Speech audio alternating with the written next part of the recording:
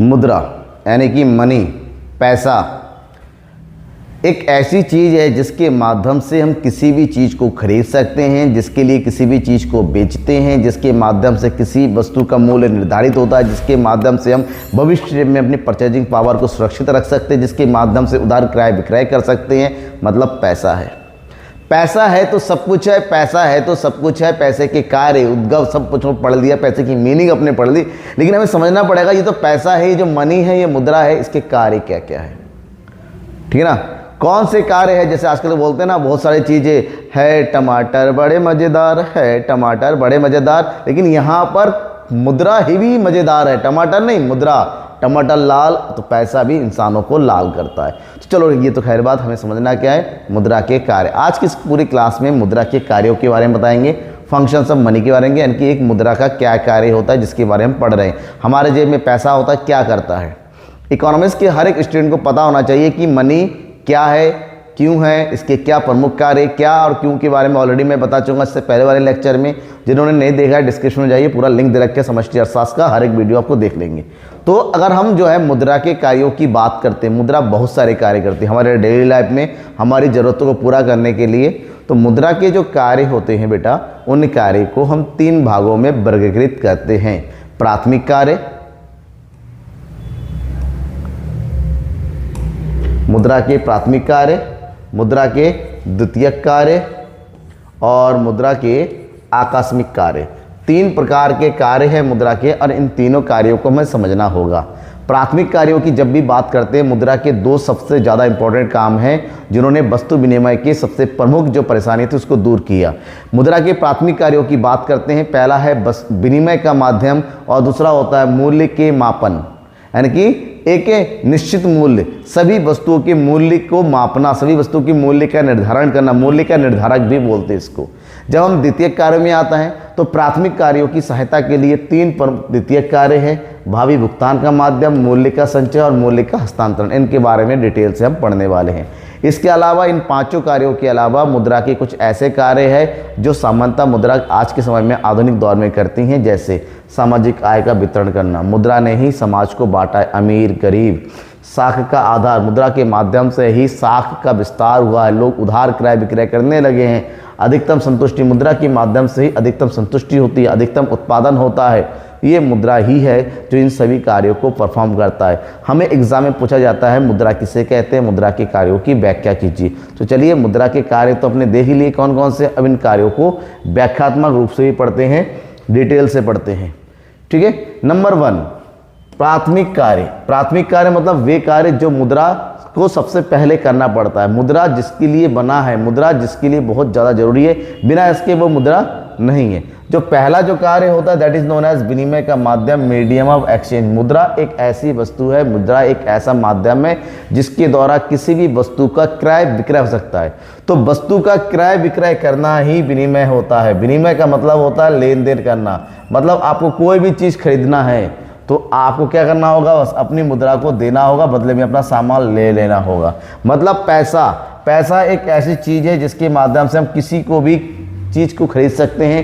पैसे के लिए हम किसी भी चीज़ को बेच देते हैं, अपनी ज़मीन जायदाद सब कुछ पैसे के लिए चला जाता है। तो दुकानदारी करते हैं, कोई भी बिजनेस करते हैं, हमारी अपनी ज़रूरतें होती हैं, सब चीज़ों की पूर्ति हम अपने पैसों के माध्यम से करते हैं, रुपयों के माध्यम। आज के टाइम में मनुष्य की ज़रूरत का सबसे बड़ा साधन पैसा है। पैसे के माध्यम से हम हर चीज़ खरीद सकते हैं। पैसे के लिए इंसान कुछ भी बेचना शुरू करता है, और पैसे के लिए इंसान कुछ भी कर सकता है। जितना नीचे से नीचे गिरना पड़े गिर जाता है, लेकिन मैक्सिमम पैसा अर्न करना चाहता है। क्यों? क्योंकि पैसा ही वह चीज़ है जिसके माध्यम से वो ज़िंदगी की वो हर एक सुविधा खरीद सकता है जो उसके लिए ज़रूरी है, जो उसकी इच्छाएँ हैं। हम कहते हैं ना लिमिटेड साधन, सीमित साधन। तो यहाँ पर साधन का मतलब ही बेटा पैसा है। तो पैसा इसलिए है क्योंकि पैसा के अंदर वो कार्य है जिसके माध्यम से वो किसी भी चीज़ को खरीद या बिक्री कर सकता है, दैट इज विनिमय का माध्यम। तो मुद्रा के दूसरा प्रमुख आता है मूल्य के मापन का कार्य, मूल्य के that is measurement of value. आज के टाइम में जो भी वस्तु है या फिर जो भी सेवा है या कुछ भी है, हर एक वस्तु का एक निश्चित मूल्य है। क्या है बेटा? निश्चित मूल्य है। इसका मतलब होता है मूल्य का निर्धारण करने का कार्य मुद्रा का है। जैसे आप एक कप चाय पीने जाएंगे, चाय की कप, एक कप चाय की कीमत कितनी है? 10 रुपये, फिक्स है। ठीक है, पुराने समय में वस्तु विनिमय के माध्यम से किस वस्तु के बदले में किस वस्तु का कितना एक्सचेंज कर सकते थे, पॉसिबल नहीं था। लेकिन आज के टाइम में हर एक चीज़ फिक्स है। जैसे फॉर एग्जांपल आप एक मोबाइल खरीदने जाएंगे, उसके ऊपर ऑलरेडी उस मोबाइल की कीमत MRP लिखी रहती है कि वो कितने का है, 40,000 रुपीज़। ये मुद्रा ने तय किया है। इवन आप अपना किडनी भी बेचने जाए तो पहले ही किडनी खरीदने वाले उसका रेट तय कर देते हैं, 1.5 लाख रुपये है, 2 लाख रुपये, 5 लाख रुपये है। ठीक है, आप ऑक्सीजन खरीदने जाए उसका भी रेट तय है। पानी की एक बोतल भी 20 रुपये की आती है। मतलब हर एक चीज़, मुद्रा का काम है चीज़ों की वैल्यू तय करना, चीज़ों के मूल्य का निर्धारण करना। ये मुद्रा का सबसे इम्पॉर्टेंट दूसरा कार्य है। मतलब किसी भी वस्तु की क्रय विनिमय करना मुद्रा का पहला कार्य, और उस वस्तु के मूल्य का निर्धारण करना मुद्रा का दूसरा कार्य। ये है मुद्रा के 2 प्राथमिक कार्य। ठीक है, आपने देखा होगा इसके बिना अगर जो कोई वस्तु इन दोनों कार्य को नहीं करती हैं वो मुद्रा बेटा नहीं है, वो मनी नहीं है, वो पैसा नहीं है।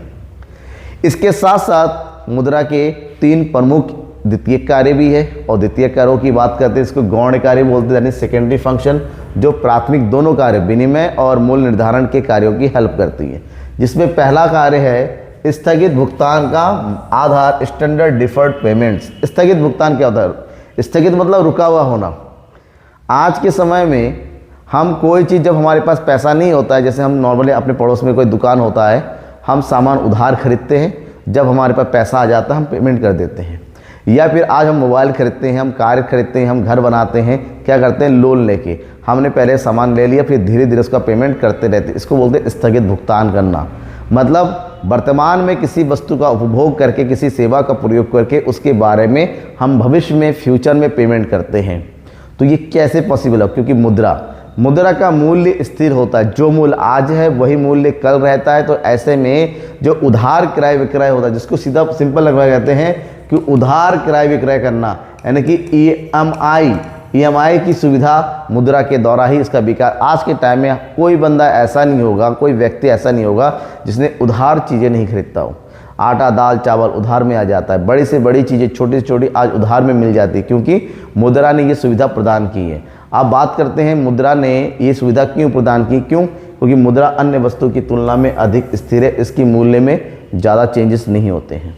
मुद्रा में सामान्य स्वीकृति होती है। मुद्रा जब दो, जैसे भी दो, जैसे हमारे पास 100 रुपये का नोट है, आज दे कल दे, वो 100 रुपये का ही रहेगा।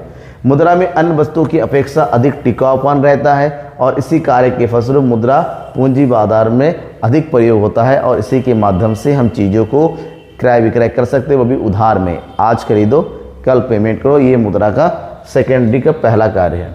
नेक्स्ट है मुख्य ज्ञापन। आधुनिक समय में हर एक व्यक्ति, आप है, हम है, चाहे कोई भी हो, वो चाहता है कि वो जो भी कमाए एक हिस्सा फ्यूचर के लिए बचा कर रखे, क्योंकि फ्यूचर अनिश्चित है। हमें नहीं पता कल क्या होने वाला होता है, हमारे साथ क्या होगा, परिवार के साथ होगा, क्या होगा। तो हम क्या करते हैं, हमारी जो आय है, हमारी जो इनकम है, मान लीजिए हमने 10,000 रुपये कमाते हैं, हम कोशिश करते हैं कम से कम 2,000 रुपये, बहुत ज़्यादा नहीं, कम से कम 2,000 रुपये सही हम बचा के रखें फ्यूचर के लिए।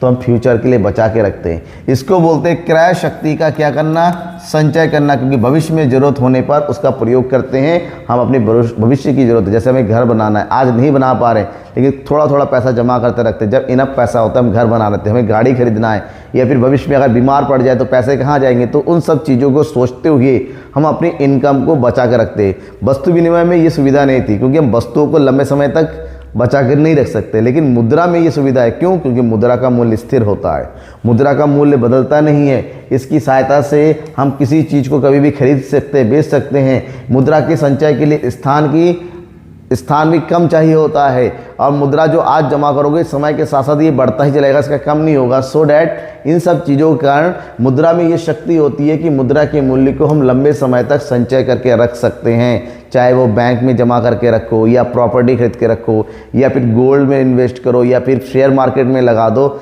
लेकिन आप अपने पैसे को बचा के रखना चाहते हो, फ्यूचर को सिक्योर करने के लिए, ये दूसरा सेकेंडरी कार्य है। अब इसके बाद सेकेंडरी कार्य में जो तीसरा कार्य होता है मूल्य का हस्तांतरण करना, एक बहुत ही इंपॉर्टेंट कार्य होता है। हस्तांतरण करना, ट्रांसफ़र करना। ट्रांसफ़र करने का मतलब ये होता है एक हाथ से दूसरे हाथ को जाना, या फिर एक स्थान से दूसरे स्थान को जाना। देखिए, आज हम यहाँ पर बैठे, हमारा कोई रिश्तेदार, हमारा भाई या बहन कहीं पर भी बाहर, उसकी ज़रूरत के समय पैसों की ज़रूरत पड़ती है, हम क्या करते हैं, मोबाइल उठाते हैं, उसके नंबर में पैसे ट्रांसफ़र कर देते हैं, ज़रूरतें पूरी ट्रांसफ़र कर देते हैं। तो हमने किसका जब ट्रांसफ़र किया, पैसे का, मुद्रा का ट्रांसफ़र किया। तो मुद्रा के माध्यम से हुआ क्या, प्राचीन समय में हम वस्तुओं को एक स्थान पर दूसरे स्थान पर ट्रांसफ़र कर पाते थे? नहीं। हमें एक स्थान से, फॉर एग्ज़ाम्पल, हमें यहाँ पर दिल्ली का घर छोड़ के कहाँ, लखनऊ में शिफ्ट होना, हम क्या करते हैं, दिल्ली का घर बेच के लखनऊ में घर खरीद ले, तो स्थान में मूल्य का ट्रांसफ़र हो गया।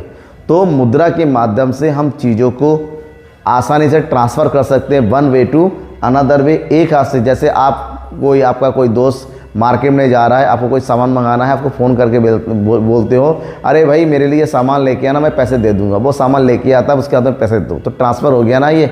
तो मुद्रा ने ये सुविधा दी, आप आसानी से मूल्य को एक स्थान से दूसरे स्थान को, एक हाथ से दूसरे स्थान को आप क्या कर सकते हो, ट्रांसफ़र कर सकते हो, हस्तांतरित कर सकते हो। ठीक है, तो ये तो हो गया मुद्रा के कार्य, प्रमुख कार्य और द्वितीयक कार्य। लेकिन इन सब के अलावा मुद्रा बहुत सारे दूसरे कार्य भी करती हैं।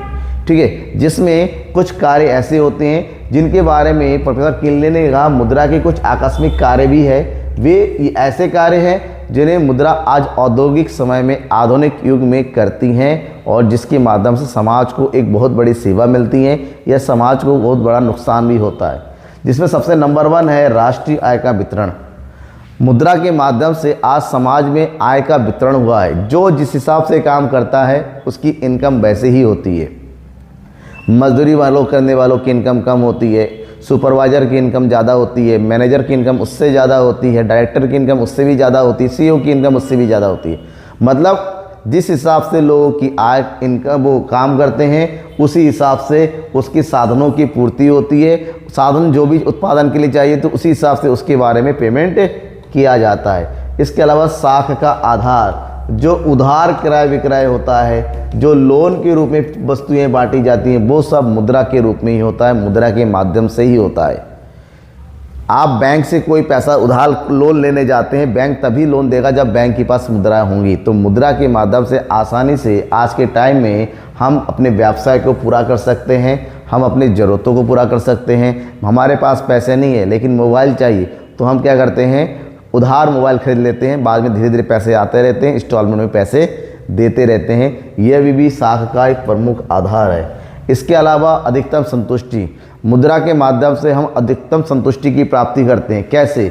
एक उपभोक्ता पैसा देके ज़रूरत का हर सामान खरीद लेता है, संतुष्टि की प्राप्ति होती है। एक उत्पादक उत्पादन प्रक्रिया के जो जरूरी सामान है, मशीन चाहिए, रॉ मटेरियल चाहिए, वो परचेस कर लेता है। मतलब उपभोक्ता हो या फिर उत्पादक, तो दोनों की संतुष्टि की प्राप्ति मुद्रा के माध्यम से होती है। क्योंकि आज मुद्रा के माध्यम से जब चाहे जैसे चाहे हम अपनी ज़रूरतों को कभी भी पूरा कर सकते, बस मुद्रा होनी चाहिए। पूंजी की तरलता में वृद्धि, पूंजी की तरलता मतलब होता है कि उत्पादन प्रक्रिया को आसान बनाना। अगर हमें उत्पादन प्रक्रिया के लिए मशीन चाहिए, हमें भूमि चाहिए, हमें उत्पादन प्रक्रिया के लिए श्रम चाहिए, तो आसानी से हम अपने मुद्रा को इस माध्यम से प्रयोग कर सकते हैं। जब चाहे जैसे चाहे हम अपने मशीनों का जुगाड़ कर सकते हैं, अगर मुद्रा अवेलेबल है तो मुद्रा की ये सभी कार्य होते हैं। तो मुद्रा के प्रमुख कार्य को तो हमने देख ही लिया, मुद्रा के द्वितीयक कार्य भी जान लिए, मुद्रा के आकस्मिक कार्य भी कर लिए। तो एक कार्य और बताता हूँ जो इसके बारे में इसके अलावा है, वो है समाज का वितरण, समाज का वर्गीकरण। मुद्रा चाहे जैसा भी हो, मुद्रा ने क्या कर दिया है, समाज का वर्गीकरण कर दिया है। और मुद्रा ने ही समाज को 2 प्रमुख भागों में बांटा है। कौन कौन सा भाग है? दैट इज, मुद्रा ने समाज को बांटा है अमीर और गरीब। जिसके पास बहुत ज़्यादा पैसा है वो अमीर होता है, जिसके पास बहुत कम पैसा होता है वो गरीब होता है। अब इन दोनों के बीच में एक नया वर्ग होता है जिसके पास ना बहुत ज़्यादा पैसा है ना कम पैसा है, जिसको बोलते हैं मध्यम वर्ग। इसका मतलब होता है मुद्रा ने ही समाज को अलग अलग वर्गों में बांटा है। जैसे वस्तु विनिमय के समय में ऐसा नहीं था। वस्तु विनिमय के समय समाज का हर एक व्यक्ति एक जैसा हुआ करता था, क्योंकि वस्तुएं थीं, कोई संचय करके नहीं रख पाता था, संचय करके रखता भी था वो उसको उत्पादक होता था, आसानी से एक दूसरे की सहायता करते हुए समाज में आगे बढ़ते थे। लेकिन आज के समय में पैसा ही लोगों को बांटता है, पैसा ही लोगों की पहचान है, पैसा ही लोगों की इज्जत है, पैसा ही लोगों का सम्मान है। मतलब जिसके पास ज़्यादा पैसा वो उतना ही ज़्यादा अपनी ज़िंदगी की ज़रूरतें खरीद सकता है, उतना ही समाज में उसकी रिस्पेक्ट होती है, उतना ही समाज को वो अपने हिसाब से चलाना शुरू कर देता है। तो पैसा ही सब कुछ है। तो एक ही कहानी है, मुद्रा के बारे में जितना ही पढ़िए बस एक चीज़ पढ़िए कि मुद्रा ज़िंदगी की सबसे पहली नीड है, आपको वही कमाना है, उसके लिए आगे बढ़ना है। अगर इसमें कोई भी डाउट रह जाता है कार्य में किसी भी तरह का, तो बेझिझक बेधड़क अपने कमेंट बॉक्स में बताइए कि मुझे ये डाउट है, मुझे ये पॉइंट समझ में नहीं आया, आपको वो पॉइंट मैं एक्सप्लेन करूंगा। ये मेरी ड्यूटी है। आपकी ड्यूटी क्या है? कमेंट बॉक्स में अपने डाउट्स को पूछना। तब तक के लिए थैंक यू एंड बाय।